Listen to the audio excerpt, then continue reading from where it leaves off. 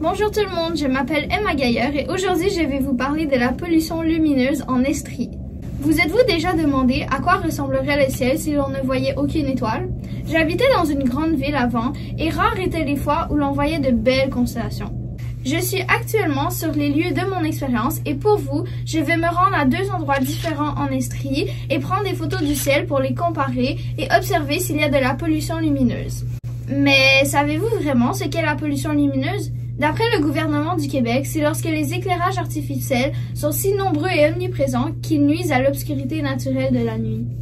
La pollution lumineuse est une forme de pollution trop peu évoquée car elle n'est a priori pas néfaste pour la santé. Pourtant, elle a de bien grandes conséquences et peut être facilement réduite. Donc, avant de débuter mon expérience, voici mon hypothèse de départ. Je pense qu'à certains endroits, comme à Eastman, à la campagne, le ciel sera plus noir et les étoiles plus brillantes car c'est plus éloigné de l'éclairage de la ville. Je me demande si je peux observer les différences entre un ciel de campagne et de ville, et si oui, y a-t-il des moyens pour mesurer la pollution lumineuse? Comme matériel, je vais avoir besoin d'un appareil photo, un trépied pour que ce soit stable, l'application Night Sky sur mon téléphone pour repérer les constellations, un papier et un crayon pour noter les observations. Alors sur cette note, je vais aller prendre les photos du ciel. C'est fait, donc maintenant je vais vous montrer les résultats et vous devez monter la luminosité de votre écran au maximum pour pouvoir bien voir les différences. Je suis allée à deux endroits différents. Le premier est sur la rue principale à Magog et le deuxième à Eastman à la campagne.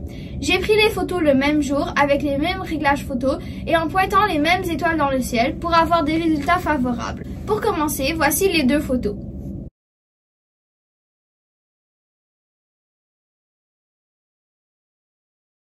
Puis, j'ai fait un échantillon pour comparer le nombre d'étoiles et dans le même espace, à Eastman, il y en avait 12 et à Magog, il y en avait 8. Nous avons également pu observer la constellation d'Orion en entier à Eastman et le petit point juste ici, c'est la nébuleuse d'Orion. Après avoir noté mes résultats, j'ai fait mon analyse. Même si Magog est une petite ville de 26 000 habitants et qu'ils ont déjà imposé des règles pour diminuer la pollution lumineuse, on voit encore une légère différence entre les deux photos. Un moyen pour mesurer la pollution lumineuse est l'échelle de Bork juste ici. Avec cette méthode, on peut en déduire qu'à Eastman, le ciel serait de 2 sur 9 et à Magog de 3 sur 9.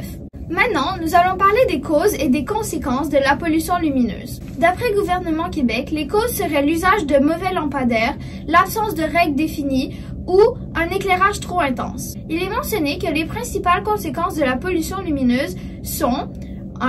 Économique avec le gaspillage d'argent et d'énergie.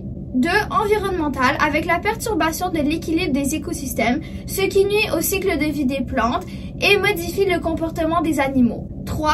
La santé des humains avec la lumière intrusive, qui est l'éclairage qui pénètre dans nos maisons, qu'on soupçonne de causer des migraines, des troubles du sommeil et des changements d'humeur. Et 4. L'astronomie, car elle complique l'observation des étoiles ou des galaxies. La réserve du Mont Mégantic propose des solutions telles qu'utiliser des lampes au sodium avec une source de lumière jaune et les bons réglages pour ne pas affecter la clarté du ciel.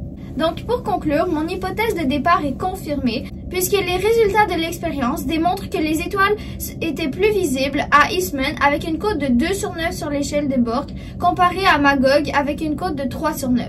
La pollution lumineuse a un effet négatif sur plusieurs sphères de notre vie. Utiliser des solutions simples nous permet de protéger notre écosystème, réduire les coûts d'électricité et pouvoir mieux observer notre belle galaxie. Merci de m'avoir écouté.